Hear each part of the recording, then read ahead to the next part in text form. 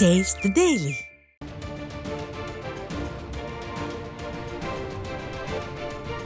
அண்மை செய்தி. புதுக்கோட்டை மாவட்டம் பொன்னமராவதி அருகே இரவு நேரத்தில் தனது வீட்டின் மொட்டை மாடிக்கு தூங்கச் சென்ற இளைஞர் அடித்து கொலை செய்யப்பட்ட சம்பவம் அதிர்ச்சியை ஏற்படுத்தியிருக்கிறது. கூடுதல் விவரங்களை வழங்குவதற்காக நமது செய்தியாளர் சிவராமகிருஷ்ணன் இணைப்பில் இணைந்திருக்கிறார். அவரிடம் கேட்கலாம். சிவராமகிருஷ்ணன், கொலையானவர் யார்?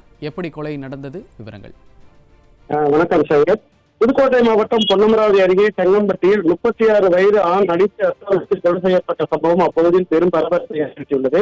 இது குறித்து காரையூர் போலீசார் வழக்கு பதிவு செய்து விசாரணை செய்து வருகின்றனர். புதுக்கோட்டை மாவட்டம் பொன்னமராவதி அருகே உள்ள செங்கம்பட்டியை சேர்ந்தவர் கணேசன்.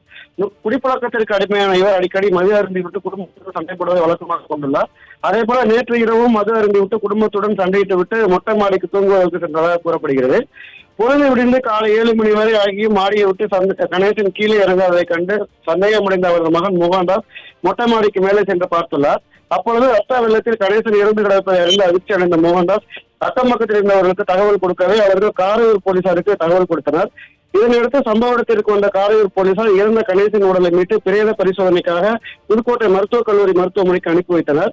கணேசன் சொத்திற்காக கொலை செய்யப்பட்டாரா அல்லது யாருடன் ஏற்பட்ட விரோதம் காரணமாக கொலை செய்யப்பட்டாரா அல்லது குடும்பத்தில் உள்ள யாரேனும் அவரை கொலை செய்தனரா அல்லது வேறு ஏதாவது காரணமா என பல்வேறு கோணங்களில் போலீசார் விசாரணை செய்து வருகின்றனர்.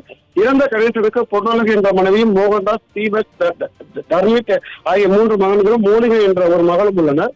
மாடிக்கு தூங்க செல்வதற்கு குடிபோதைக்கு சென்ற 36 வயதான ஆண் ரத்த வெள்ளத்தில் கொலை செய்யப்பட்டு இறந்து கிடந்த சம்பவம் அப்போதில் பெரும் பரபரப்பை ஏற்படுத்தியுள்ள நிலையில் காரையூர் போலீசார் இதுகுறித்து வழக்கு பதிவு செய்து விசாரணை செய்து வருகின்றனர். விடிய ஆட்சியில் இதுபோல் தினந்தோறும் நடக்கும் கொலை சம்பவங்களால் பொதுமக்கள் பீதியில் உறைந்துள்ளனர்.